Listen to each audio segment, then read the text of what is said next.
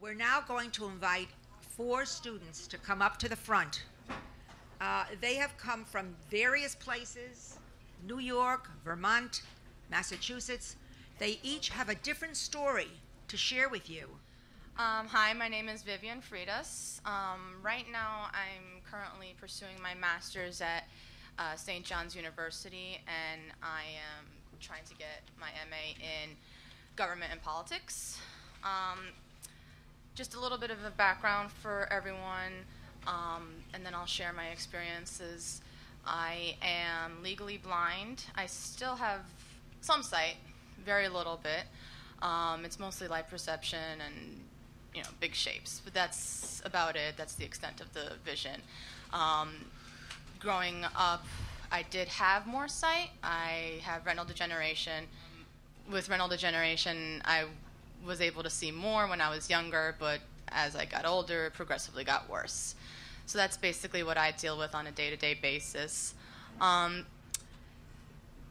Growing up with this and living with my visual impairment and blindness, I've learned a few different things from people, from experiences, and just from knowing myself. One thing that I'd like to say is that a lot of people may not understand what it's like to be blind, and that's to no fault of their own. If they knew what it was like to be blind, then. But and that gives me a unique position. I get to sort of be an educator to peers, to even teachers or professionals in the field, or even passerbys. And I find that to be a positive experience, because I think the more I try and educate someone about disabilities, and more specifically blindness, the better off I will be in future years, and the better off other individuals with the same disability will be off as well. Having said that, because many people do not understand what it's like to be blind, and do not understand what it's like to help a blind person, or what a blind person needs, I had to become my own advocate. And I've had many different experiences over the years where I've had to say to a teacher, no, I need this. I can't bubble in on a bubble sheet. I need my extra time. No, I can't see that. No, I can't see this. Please say whatever you're writing on the board. So, I've had to learn to be proactive and diplomatic, and I've had to learn that, it's no one's fault that no one understands, and that's why I'm here. I'm here to give them a sense of, this is who I am, and this is how I learn, and it's an individualized program that I guess they would follow for me, and I find it to be enlightening for both parties, for everyone involved, and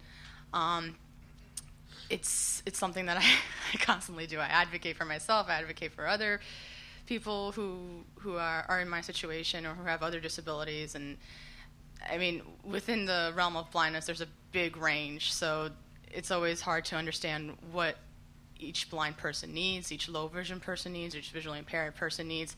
So you always have to take that into consideration as well.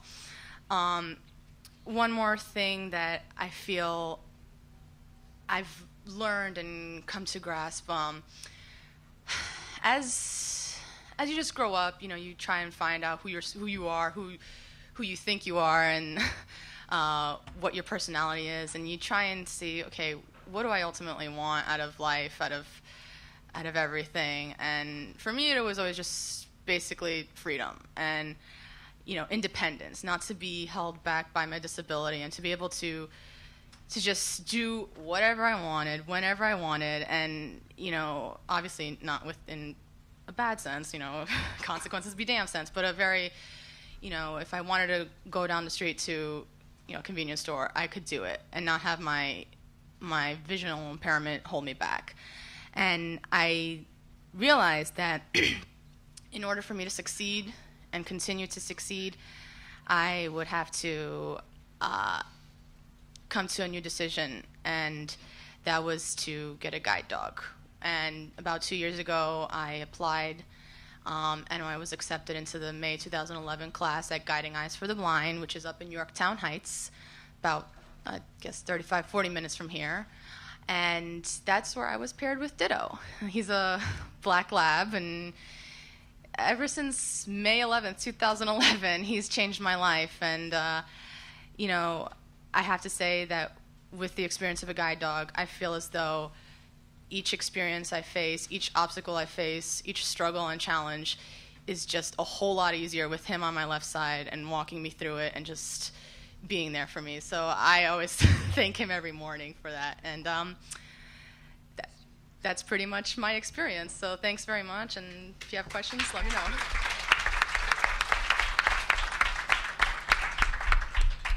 Hi, everybody. My name is Steve McEvoy, and Paula actually snuck me in a little bit. I'm not technically a student anymore, even though I have a young face.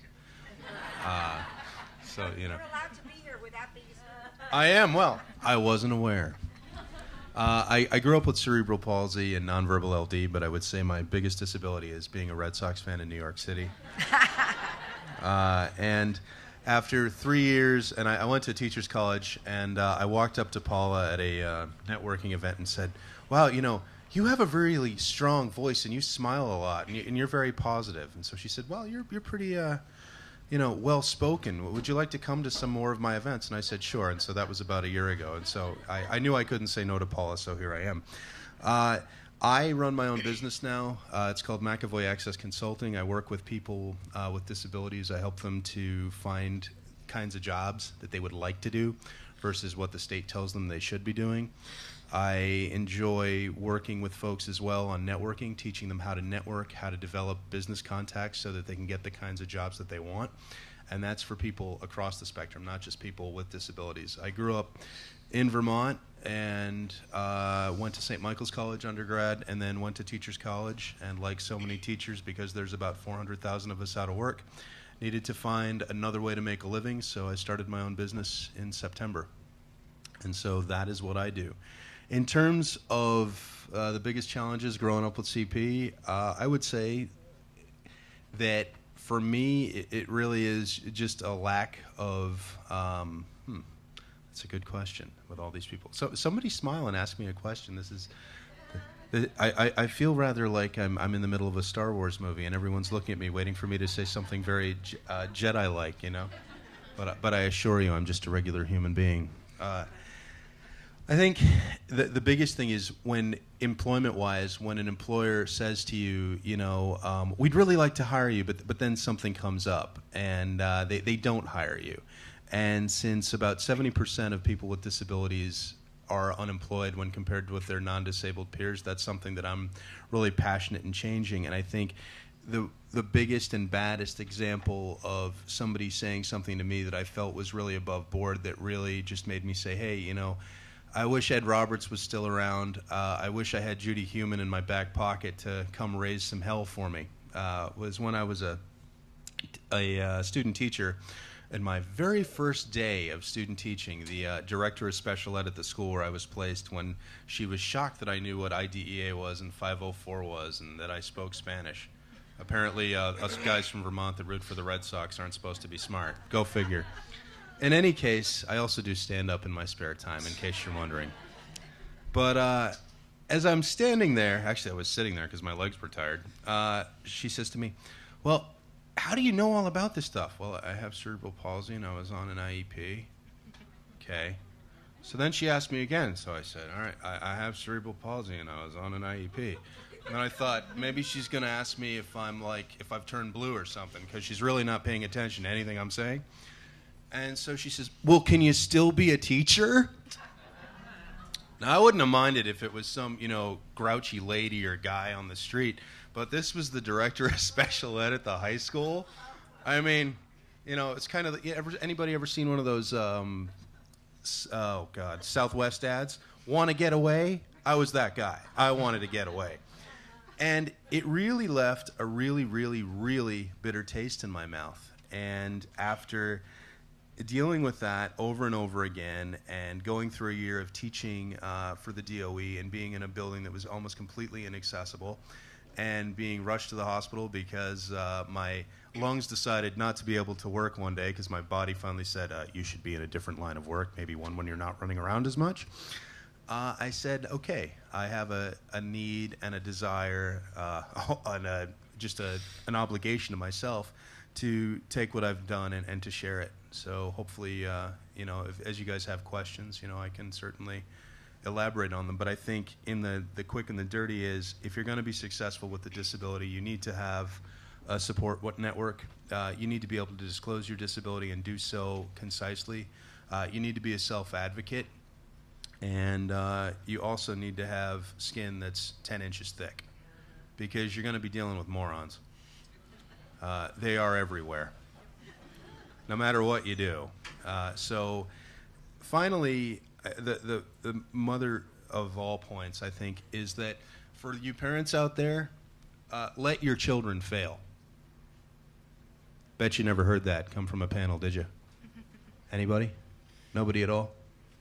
Yeah, you have to let people fail in order for them to be successful. You can guard your children, your grandchildren, your nieces, your nephews, surrogate children, whatever, as much as you may want to. But in reality, you are doing more harm than good by guarding them against things. They need to be able to experience failure so they can learn from it.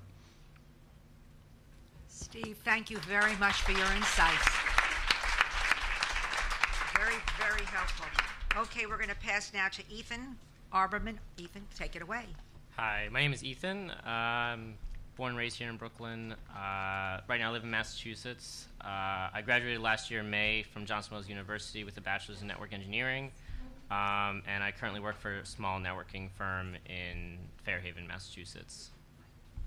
Sorry. Better? Better? Okay. What else do I do? I would also like to thank Paula for having us here. Pretty cool. What else do I do? Incidentally, several of the panelists have already written articles for Education Update, so they are all wonderful journalists. For those who have not, they're invited to do so. Okay, so Ethan, thank you for that. Yes, I did write an article for her as well. I recently graduated last May from Johnson Wales. I currently work in Massachusetts, said that already. What are some of the struggles or some of the conflicts that you've had? I was going to say, yeah. So compared to some of the other people up here, I feel like my struggles have not been as big as some of the other people's. I have dyslexia, which is my main issue. So writing and, handwriting doesn't really exist. So I don't really do that much, which is why I'm in IT. I don't have to do that. I just type. It's great. Which is amazing for me. So love typing. But my biggest thing is that I feel I'm very lucky because my mom's actually in the business. She's over there. And so she actually started a school just for me to be able to read when I was in 3rd or 4th grade, somewhere in there. And I ended up going there for 2 years. It's called the Sterling School. And went there for 2 years. And once I graduated from there, moved on to Bay Ridge Preparatory High School, which is also in Brooklyn. And went to high school there, finished up there, and eventually went to Johnson Wales University, where graduated. So I do consider myself really lucky because of that. It seems not really as big of an issue as some of the other people up here. So it's basically my story. Well, thanks for sharing that, Ethan. Thank you. And now we come to Dylan Redford, who also has some struggles and challenges and adventures to share. Go ahead, Dylan, take it away. Sure. My name is Dylan. I am a junior at Middlebury College right now, studying studio art. I have dyslexia. That's been my struggle, along with other things, like we all have. So right now I work for my college radio station, and I do video and graphic arts for other student organizations or things on campus. That's sort of what I'm up to. My struggle with dyslexia, I would say, has shifted. I think if you had me on this panel in high school or in middle school, it would have been more about the mechanics of my learning difference, and struggling with spelling and handwriting and feeling insecure about that. And as I've gotten older and as I've used these tools that are available to me, the mechanics have not been, they're always going to be there, and I've accepted that, and I've owned that as a part of who I am and a part of my difficulties with my learning disability. But the thing that I'm sort of contending with now is sort of one of the last things on Sally's slide, which is sort of the anxiety and sense of self and self-confidence things. And I think it takes a while to start to figure out, beyond just what the mechanics of your learning difference is, how does it affect the way that you see yourself? And I think being in this position now where I have to start thinking about what I'm going to do, and even questions about what I want to major in, you have to start to distinguish what are the things that I've been doing because I'm trying to prove people wrong, and what are the things that I am doing because I like to do them and they're my strengths. And I think for me that's been really hard to distinguish, because when you're given a list of things you're not good at, or things that are going to be very difficult for you, part of your mind is I'm going to do every single one of those things. I'm going to do every single one of them. I don't care. I'm not going to be limited by this. And then when you get the strengths, you're like, okay, well, I know that. and those are things that I can do. And so I'm going to continue to be dealing with this and talking about this. But and sort of my struggle right now is working off of my own agenda and trying to figure out what internally brings me satisfaction, what do I want to do, and what makes me happy, and what are the things that I've been doing for a while, and what are the things that I've thought about myself because of this sort of external agenda that I'm working and defining myself against. So those are the things that I'm struggling with now, and so I process verbally. So I'm glad to be given an opportunity to talk about these problems. But those are sort of what I'm confronting, and I think on another very basic level, dyslexia is something that is sort of invisible when you first meet someone. You don't necessarily know. There's not a visual, physical disability. So for me, it's been a lot of that when someone meets me or when I engage with someone, there's that terrifying moment of reveal where when are they going to find out that I can't spell most things? Or when are they going to find out that maybe I'm not as smart as I think I am? And so working with those expectations and how you define yourself against someone else's view of you, that's something that I've been struggling with and working on. And so, yeah, that's where I'm at. Thank you. Thanks. Thank you, Dylan. I want to thank all of you for your honesty and sharing your reflections. Here's a question for Dylan and for Ethan. Has anybody along the way ever called you lazy or stupid? I think we could all answer that one. You can, oh, could you? Oh, all right. Oh, yeah. Well, then but Dylan, you want to start with, has anybody ever labeled you or called you along the way in school or friends or parents, say, stupid, lazy, you can't even read this?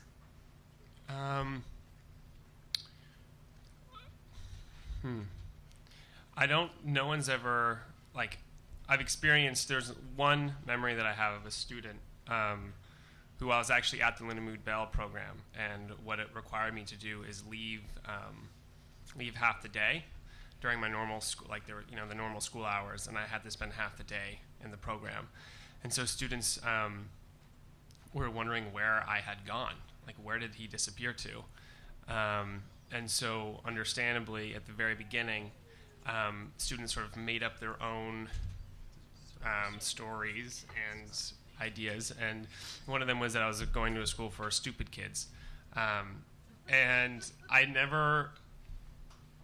he never said this to me, but I heard it through friends. Oh, this kid thinks you're going to school for stupid kids. And weirdly, that, being confronted with that situation very early on in 4th grade, as much as it hurt then, now that person did me actually a major service, because it provided me with this opportunity to come to my classroom and say, I'm not at a school for stupid kids. This is this thing that I'm going to. And he actually gave me a venue to own my disability, because it was a way for me to like confront that, that insult. And I was like, no, I'm not stupid. I'm going to this school because, like I have a learning difference. And at that moment, I had to sort of, again, it's like someone else's definition of me. I had to define myself against it. And it provided me this opportunity to explain to my class where I was going and why I was going.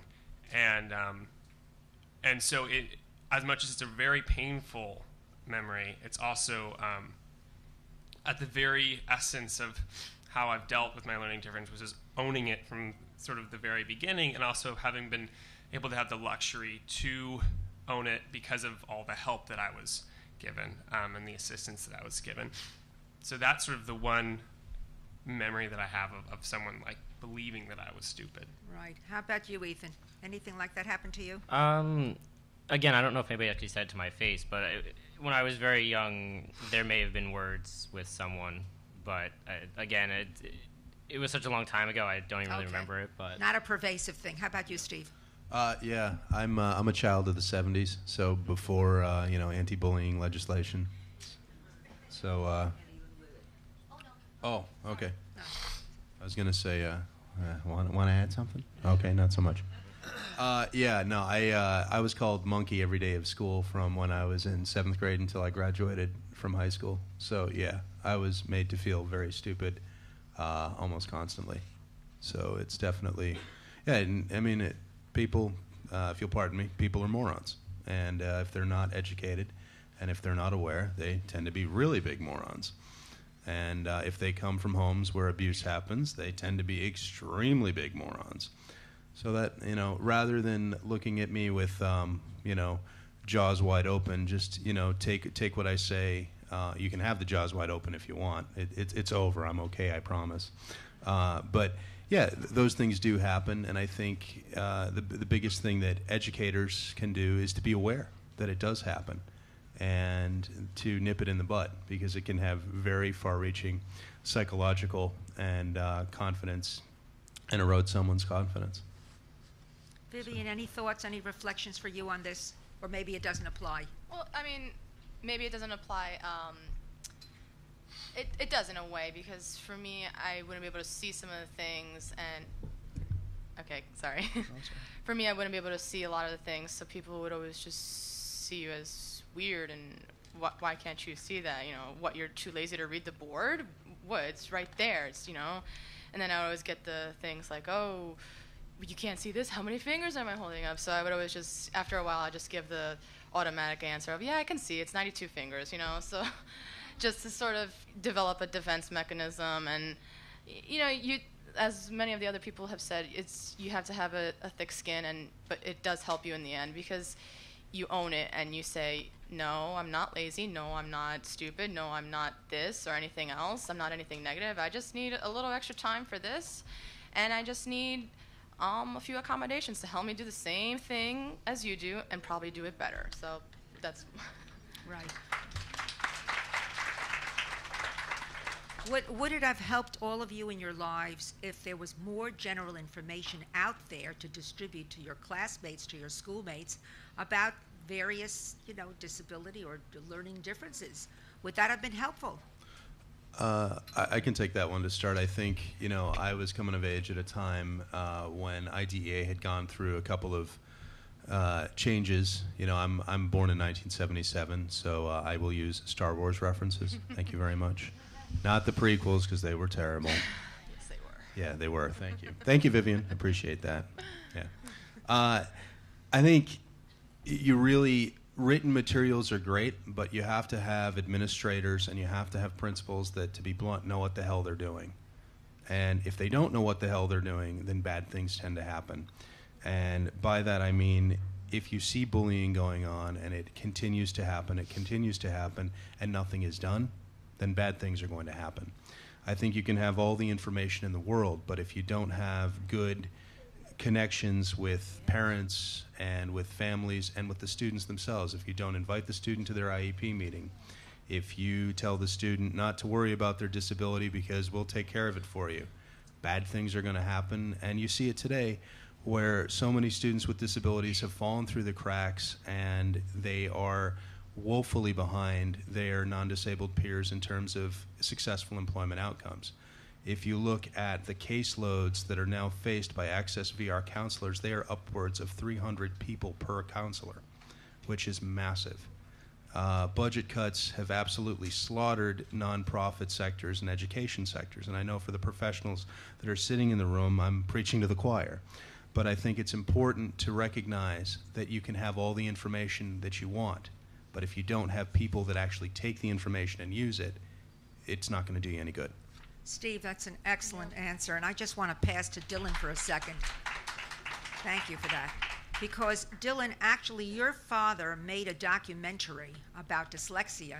You were in it, and several other people who were in it. I don't know if they were your friends or, but it was a compelling documentary.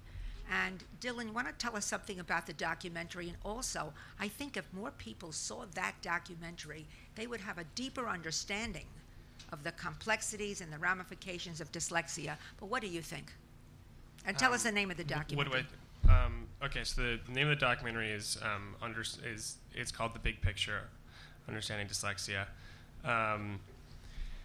And I was in it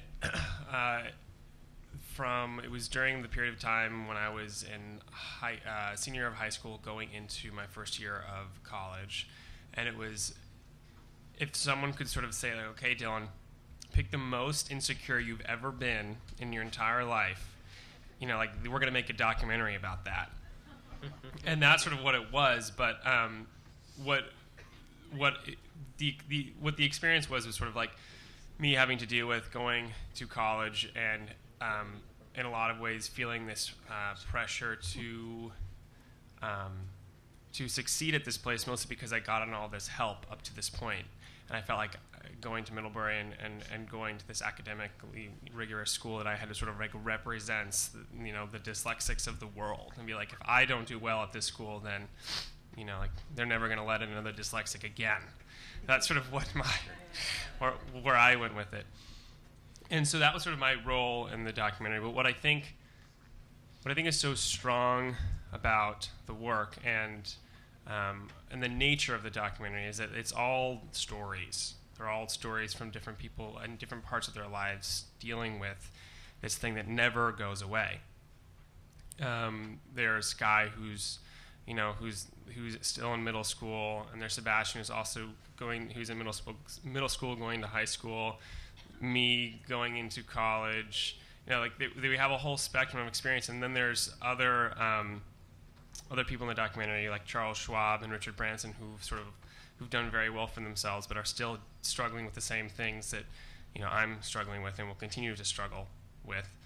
And so the narrative sort of create this sort of like emotional experience of what it's like to have dyslexia, but also to point to and suggest how having a learning difference can help you be a better problem solver, and that like very creative people have dyslexia not because it's like the science is there, but that when you're confronted with a difference, you have to sort of like think around it and figure out other ways of doing something, because the way that you're being asked to succeed is just like inherently the way that your brain works. It just isn't going to, those mechanisms don't exist, and so you have to sort of find your own, and that within that process you have to be creative. So the piece itself, I think, what's strong about it as a documentary is that it has these narratives, and that it creates this sort of like emotional arc that is relatable, I think, to people even who don't have dyslexia but who've struggled with something. And so, that's what I was a part of, and that's that's how I'm here. So that's the documentary, and it's on HBO. You should see it. Cool. Right. Right, and I did see it, and it was wonderful. It was a terrific, terrific documentary. We have several questions here from the audience, but I want to consolidate a few of them. Was there anything in particular that you could point to that you could suggest to a parent or an educator sitting out here now, something that would particularly help any kind of a child or a young adult with a learning difference? Vivian, did you want to say something? One thing is key.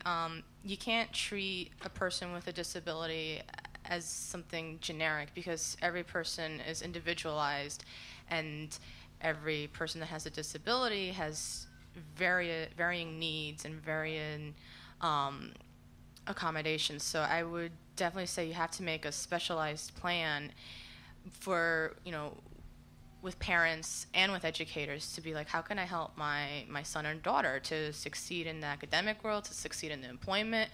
And, educators, principals, teachers, superintendents have to also see, how can we have the population of students with disabilities succeed just as well as their counterparts? So if we take a specialized approach and treat each of the different peoples as individuals and make sure that all of their needs are met, I think that it can help the person grow. And it's just something that you also have to include the person with. I think it was mentioned, have them sit in on an IEP meeting, because if they don't know if I don't know what I'm entitled to, if I don't know that I'm allowed extra time, a different room, a separate room, a person to read and write this stuff, then how am I supposed to, stand up for myself, and say, hey, I need these things, so, can you please help me in order to succeed? And including the students will definitely help the students grow, and the students be more of independent thinkers and advocates for themselves. And that's just one of the many things. Thanks, Vivian. Anybody else on the panel want to help those out there asking for, what do you suggest that they can do? Bottom line, and I tend to take the Marine Corps motto of improvise, adapt, and overcome. I say what I think, I mean what I say.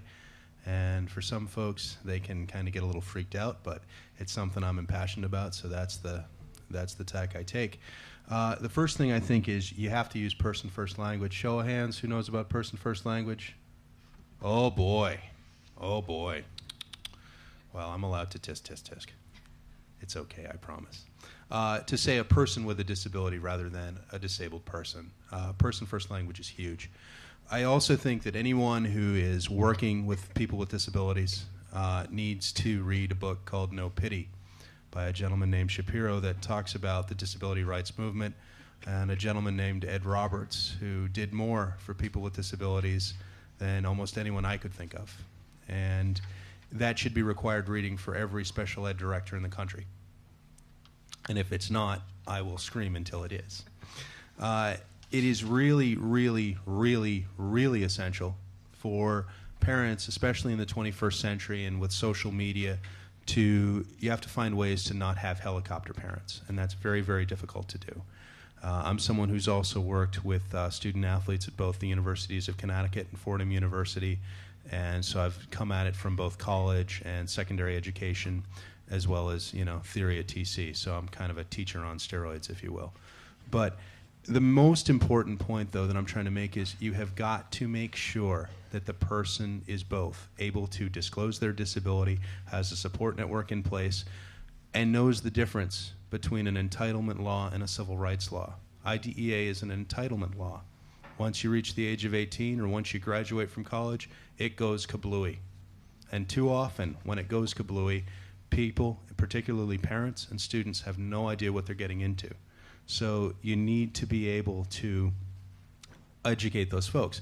Now, principals, special education directors tell me all the time when I speak to them, Steve, we do this and no one ever listens. Steve, we do this and no one ever listens. And yeah, that happens, but that's why when you start working with a student as soon as possible, you say, you're a person with a disability, you're not a disabled person, you're not differently abled. I hate the word differently abled. Good Lord, it's obnoxious. What are some other winners that people like to use? Oh yeah, special challenges and differently challenged. Helicopter parent? They hover. Helicopter parent, they hover. They do everything for you. They know they're no. It's like what Woody Allen once said. My mother hovers in the sky, and she's a cloud wherever I am. She follows me. That's mean, the Woody Allen definition. If of a I could hook a helicopter. cloud to Bermuda, I'd be all for helicopter parents in this weather. But unfortunately, I'm here in reality. So, Steve, can I just interrupt for a second? I want to give Ethan a chance to contribute something too.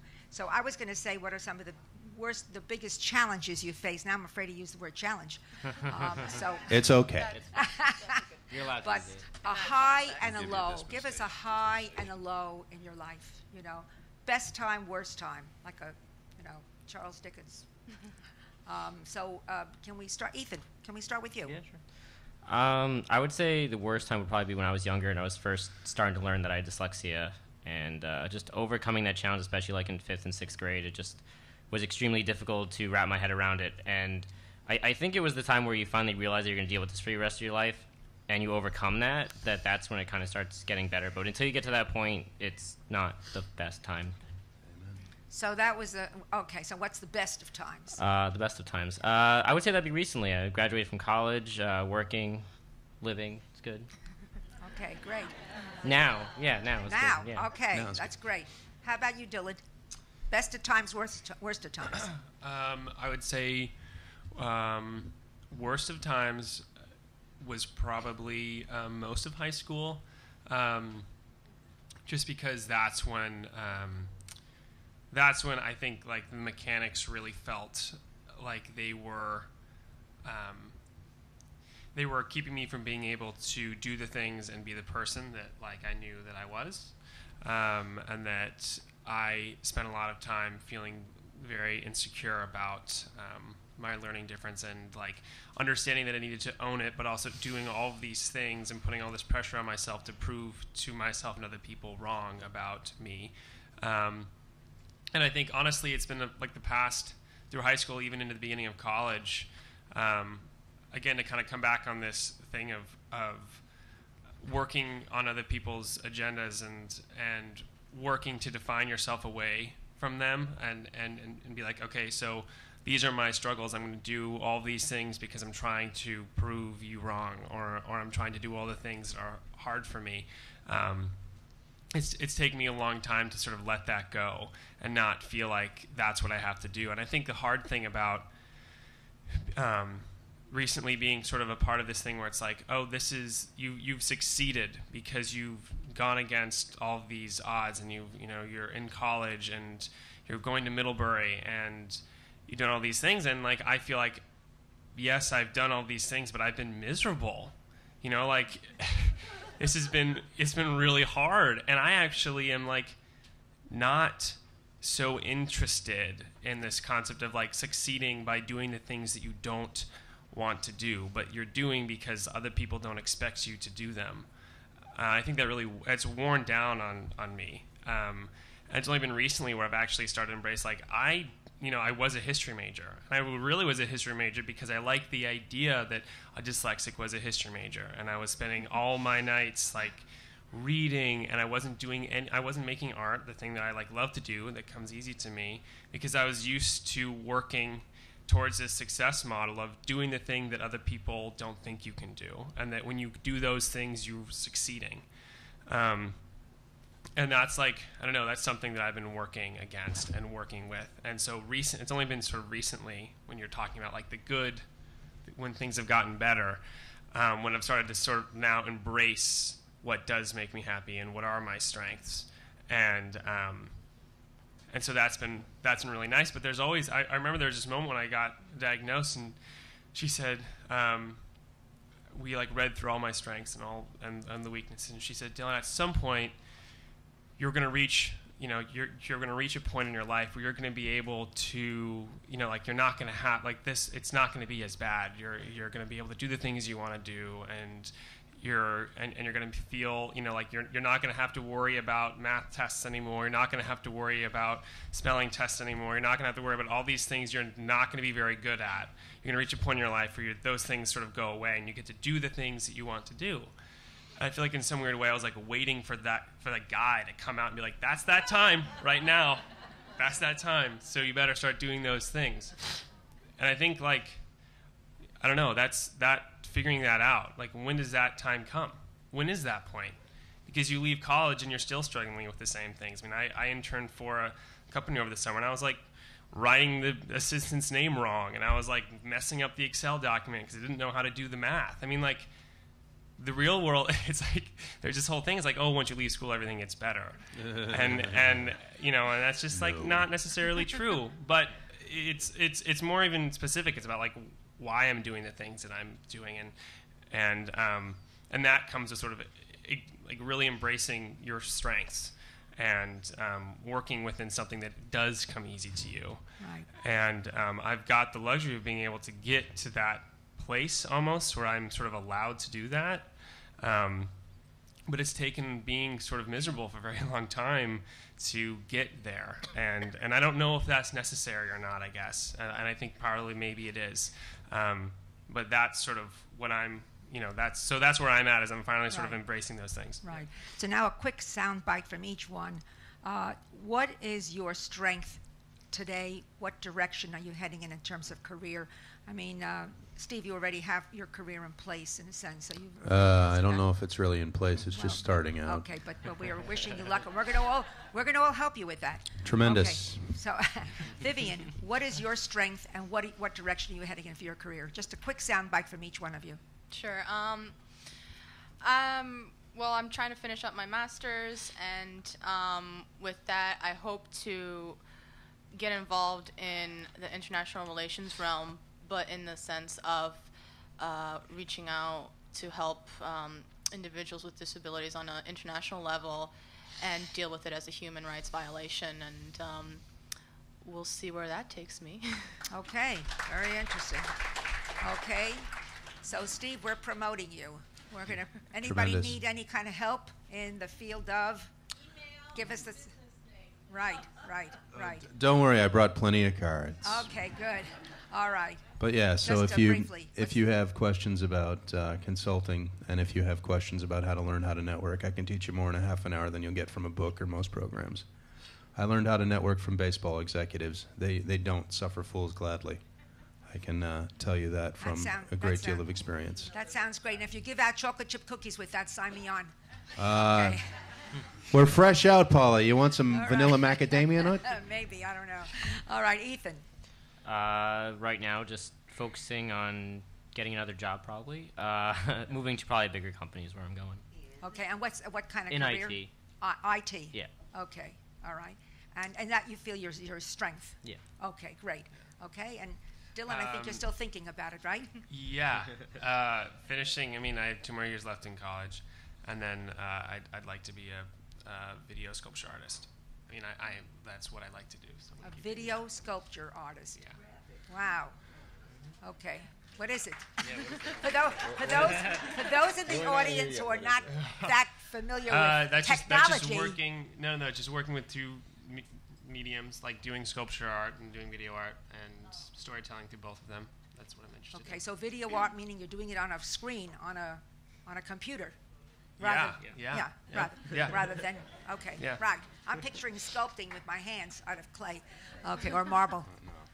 I thank you all for listening to these wonderful young people, and thank you for your contributions, and thank you for coming all the way in today on a snowy day to share your reflections. And all of you are welcome to contribute your thoughts, your articles to Education Update. The paper is open to you. So thank you again. Okay, we're going to now begin with the journeys of the loving parents who have dealt with a myriad of problems in different ways, and they will share their knowledge with all of us. And before we end, I just want to give a special shout out to my wonderful husband and sons, Adam and Rob, my daughter Heather, my granddaughter Emily, my grandson John, for their terrific support of my vision. I couldn't have done it without them. Thank you all. And now the parents. All right, we have a group of 4 parents. Bob Lewis, I'm sorry you're outnumbered 3-1, Bob. 3 women and 1 man. Sorry about that. I'm not sorry about that. But Herman will back you up. Thank you. So in any event, please say your name and what you're doing today, or you can say something about your child, anything you want to say, but we'll start in with your name first. So, Bob, can we start with you, please? Just as an introduction? Yeah, just an intro.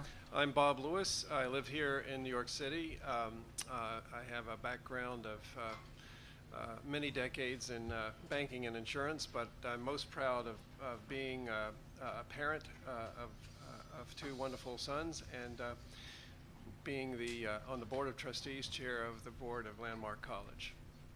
My name is Susan Crawford. I have two also wonderful sons who are both dyslexic. And I know Paula didn't plan it this way, but I got onto this panel by way of Gina, by way of her daughter, who works for Paula. And when I saw the printout of who's here, who was going to be feted and who was speaking, it was like old home week, because both my sons were saved by Lindamood-Bell very early on.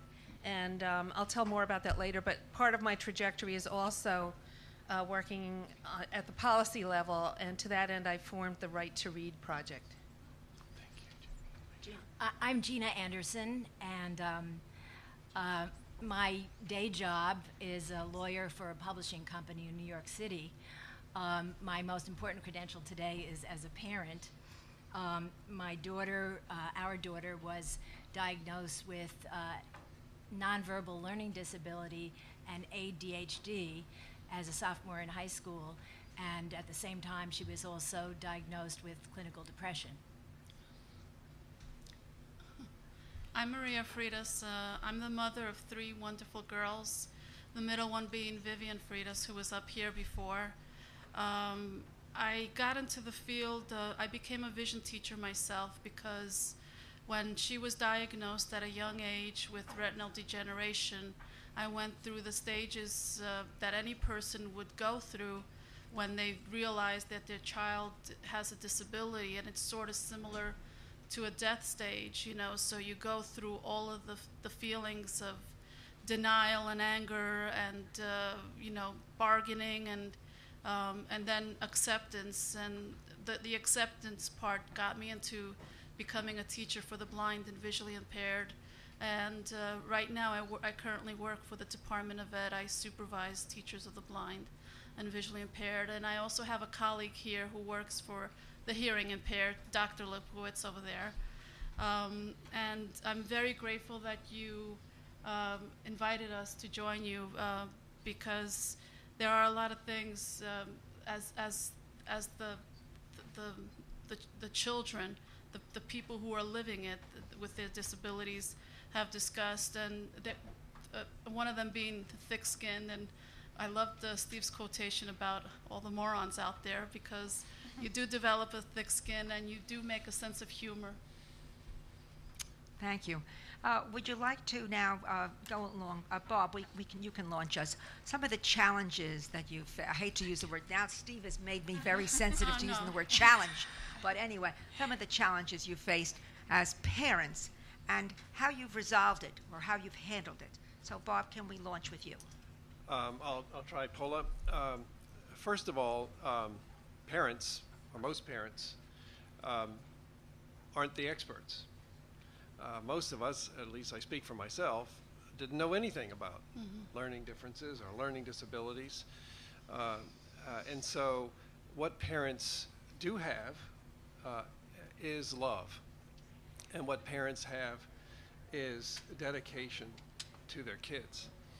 And they are self-advocates and advocates for their kids. And so there was a statement set up here that parents should let their kids fail so that they can succeed. As a parent, I can say, that's tough to do. Right. That's really tough to do. And so in our case, as I said, I have two sons, and I'll speak specifically about one. He was extremely bright. He was excellent in school. He had trouble with deadlines, and Mom helped him out. And without Mom, he wouldn't have achieved many deadlines. But he was so bright and he was so intelligent. We didn't see that as compensation. We saw that as teamwork. And he breezed through the best primary and secondary schools here in this city. And he went on to a highly selective university, and there he failed. because mom wasn't there. His executive function left him. And he did not know that he had that executive function deficiency. Now, we and my wife and I, we have censored ourselves. That how did we let this happen? Well, we didn't know. We loved him. We knew how bright he was. But we didn't know. And only after 2 years of struggle in college did he get diagnosed. And I'll never forget the psychologist and the psychiatrist that sat with him and us, because he was an adult, and they said, your cognitive and reasoning skills are off the charts, but your control tower doesn't function. And they said, and that's good.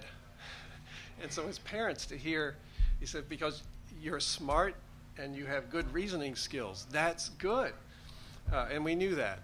So we have to help with the control tower. And fortunately for us, we got him support.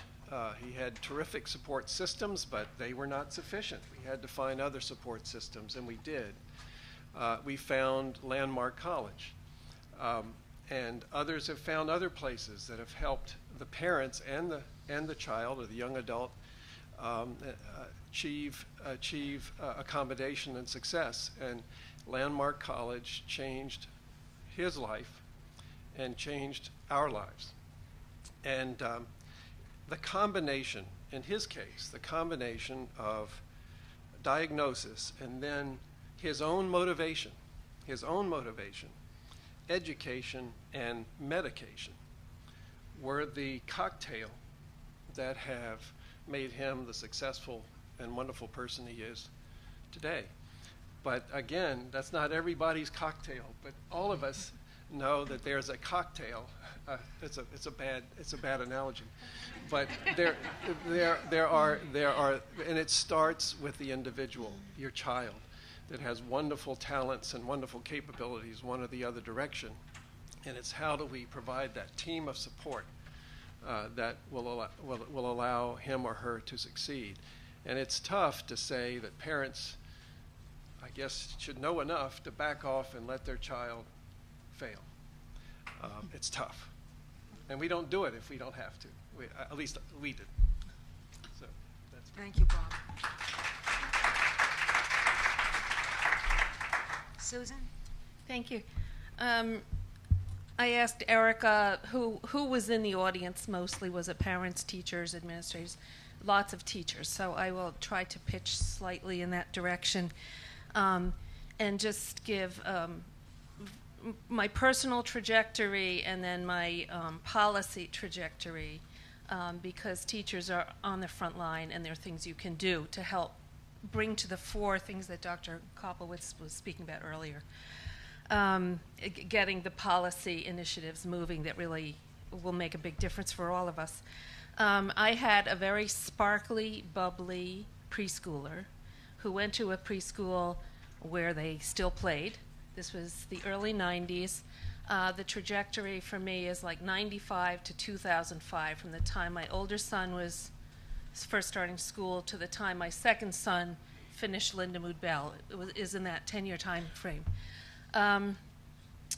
And this, if you hold up the sparkly, bubbly picture of age 4 next to his second grade picture, he looks shell-shocked.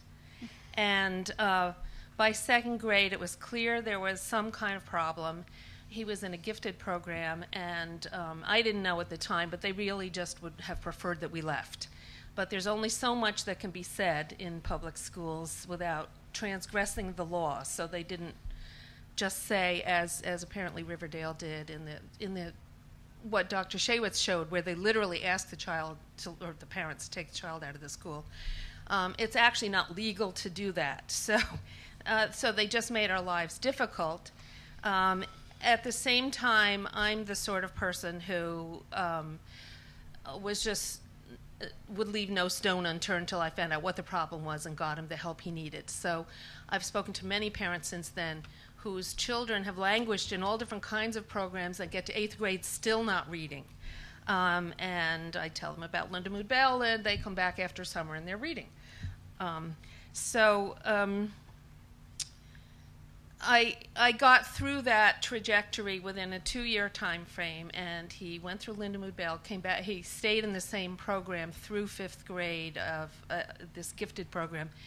And he has a mind like a steel trap. He remembers everything he hears. So for him, reading was the problem, but he was a good auditory learner. For middle school, he went to something that was not as academically intense, but very engaging for him. Excellent program. It was called the Science Museum Partnership. It is no more, but it was a program where the kids would leave the school and go over to the Museum of Natural History and study. And so he was engaging in a form of adult life. There was a lot more hands-on learning, and not to diminish anything about the talk of technology for learning disabled kids, but hands-on learning is so important that I just urge everyone, teachers and parents, to really make sure that stays in your child's life and that play stays in your child's life. He was very concerned if he went to this less academically oriented school that he wouldn't get into a specialized high school, and I said, it's one test on one day in 8th grade. And for everything I hate about the way standardized testing is undoing public education right now. In New York City, if you want to go to specialized high school, you take this one test, and it's a choice that parents and families make together. He did take the test. He did get in. He did fine. He will never be a Shakespearean scholar, but he's very good at math. He went to a very good college for engineering, and he's working in IT as that's great, Susan. Thank you very much, Susan. Gina, we're going to pass to you now. Same Challenges. question. Challenges. Yeah. You've got it. She's a lawyer. Okay. Although not in this field, but in my future life, maybe. So our daughter's learning disability, and I'm going to use LD just as the umbrella, because Sure. I know certain things are technically LDs and others are not.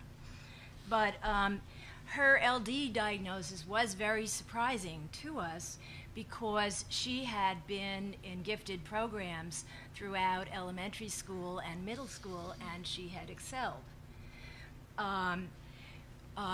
Then when she took the same test Susan's sons took, because in New York City, kids who are in gifted programs are encouraged very, very strongly to go to the best New York City high schools, and those are understood to be, although I think it's hopefully changing now, the specialized science high schools, which is a bit of a misnomer because the schools some of them are very good on literature and and humanities as well. But in any case, that is the end and be all for students in middle school to get into a good high school. So our daughter sat for the test for the specialized science high schools and got into Stuyvesant. And even though I didn't necessarily think it was the best place for her because she had been supported in small classrooms with wonderful teachers, all of her friends were going, and she wanted to go too. She began to struggle, although quite clearly to me from the very beginning, in her freshman year, although she didn't really admit it. She particularly struggled with papers, choosing topics to write about, getting started, and also it took her an unreasonable amount of time to finish her work, if she ever did finish. The work became so arduous that that's all she did. She worked long into the night, and then she would ask me to help her get up, like at 3 or 4 in the morning, to try to finish. And against my better judgment, I did that. I now hear Barack Obama's mother woke him up at 4 in the morning in Indonesia, but I still don't think, it was not my wish. And I don't think it was good for my child. But that was what she wanted me to do. So she continued working very, very hard and actually achieving by her high school's lights, she had no problem. She had a 90+ average, and she was writing for the student newspaper. I knew as her mother she was not happy. I knew very well. It was clear to me from the beginning. And I tried to encourage her to transfer to another school, but she wanted to succeed, and I can't blame her. So notwithstanding this 90+ average and also being accepted early admission to another rigorous college like Dillon's, she began to say in the beginning of her, in her senior year, I don't want to graduate from high school. And in her last semester, she began to miss classes and miss assignments. And I think the hardest time of, the biggest challenge as a parent was trying to find a way to convince our daughter that it would be better to graduate from high school than not. And it was heartbreaking because a child who had had so much potential and was so successful for so many years, to think as a parent that the top thing she might achieve for herself would be a GED. So she did graduate, and that was due to her own effort, really, and it came with a great deal of effort. So I would say that was the big challenge. Subsequently, she took a gap year because she realized she wasn't ready for college. That was probably the reason she didn't want to graduate from high school. She then, after the gap year, enrolled in a rigorous college and withdrew in the first semester, to great sadness on her part and our part. She then had a series of jobs which she succeeded in very well. So we understood that the skills required to be a successful college graduate and the skills required on the job might be different. She then resumed college courses one at a time. She did travel. She was on the Birthright program, and she studied elementary Chinese through Brooklyn College in China, which, and then we learned about Landmark College, and that was another persuasion to begin Landmark College. So in Landmark, she learned that there were many students like her who struggled. The faculty there, Dr. Burns is one of them, the advisors, and the mental health counselors there are terrific. They give unlimited support. So while she was there, she helped reinvigorate the school newspaper. She earned her AA degree, and she's now working at a job that she enjoys and is applying to four-year schools to complete her BA. Terrific. Thank you, Gina.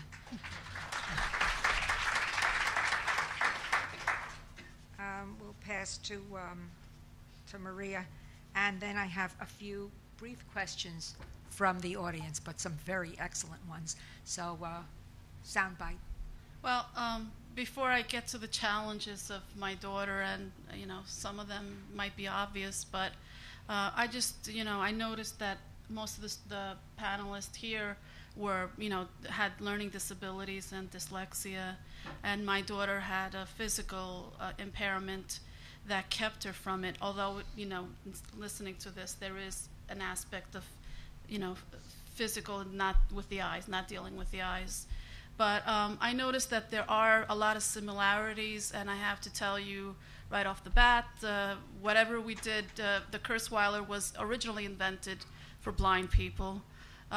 Reading for the recordings for the blind and dyslexic, which is now Learning Ally, originally for blind people. The typewriter that was invented in the 1700s, originally for blind Dutchess. Somebody invented that because the blind Duchess couldn't see, she couldn't write, and somebody felt compassion for her, and he made a typewriter.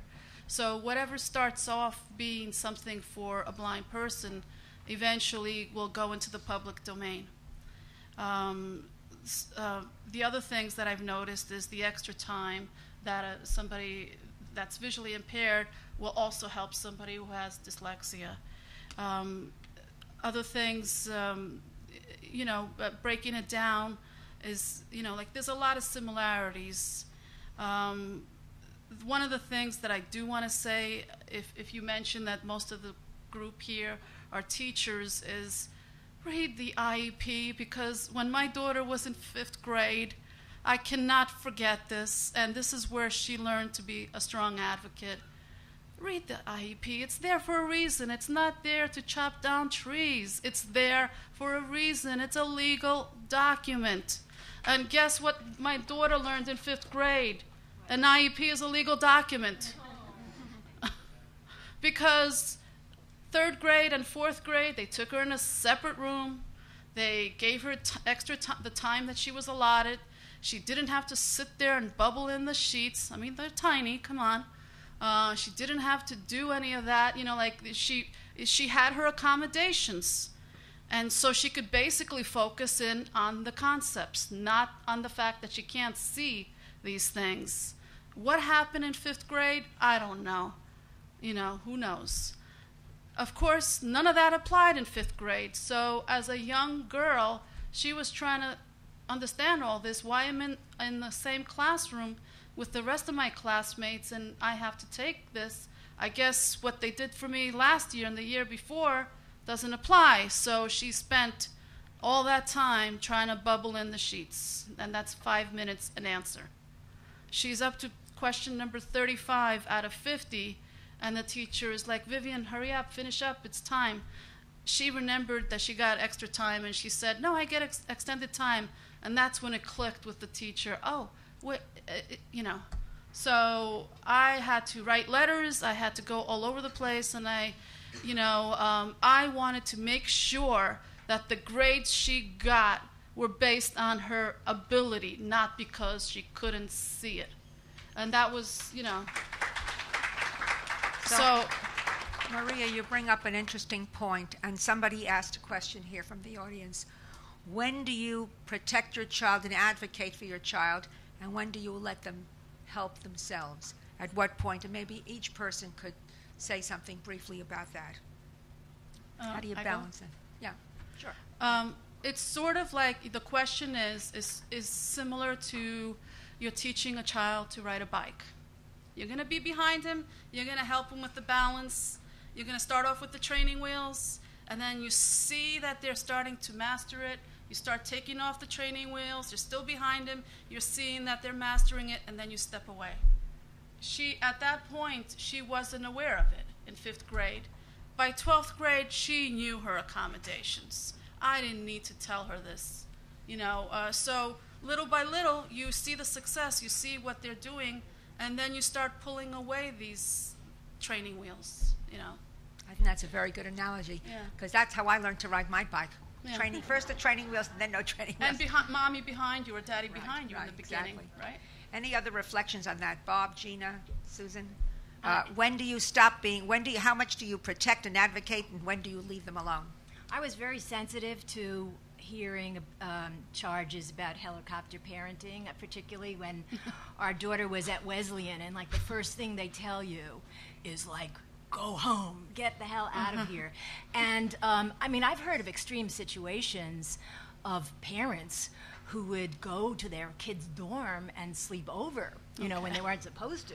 And that, I think, is crazy. And those parents do need to be told. That's a parachute, not a helicopter. Right.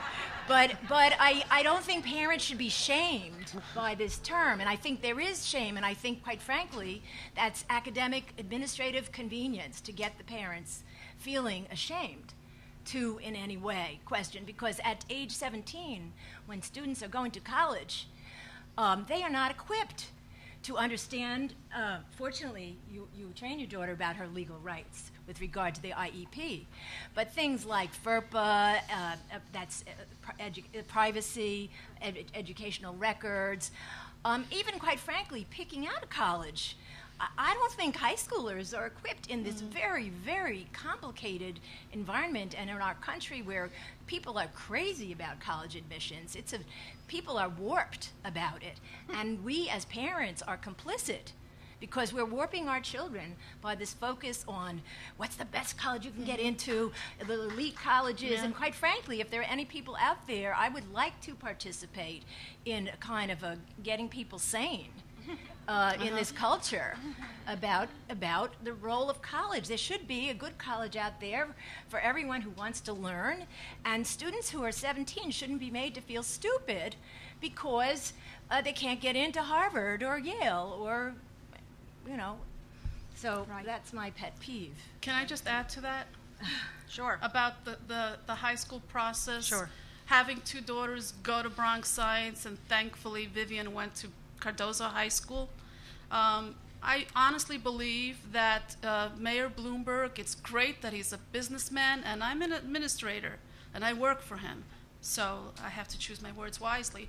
But it's great that he's that he's a businessman and school reform and this and that. But please provide extra funding for that crucial stage in the college choicing. You need guidance counselors. There are too many kids to these guidance counselors that they all become assembly line students. That's true. I agree. That's a very, very good point. I'll give you my take on the Sure, Susan, go ahead. trajectory. I would say in elementary school you can't assume at all that they'll be able to advocate for themselves, and partly because of what you heard from the student panel, that they will be considered stupid by their peers if for any learning difference that's emerging. And if they're leaving the room for extra time, the kids know that means something. And so I wouldn't assume a child 5th grade or below is going to be prepared to advocate on their own behalf. By middle school, they're starting to understand how much of a difference this makes, that they actually need this extra time, why they have it. By high school, they don't want you showing up at all. Mm-hmm. So I think you can safely assume that they'll, for the most part, use extended time. I would just say that be sure if your child has extended time that they use it, because the College Board looks at that before they will grant it, and also start that College Board process in freshman year.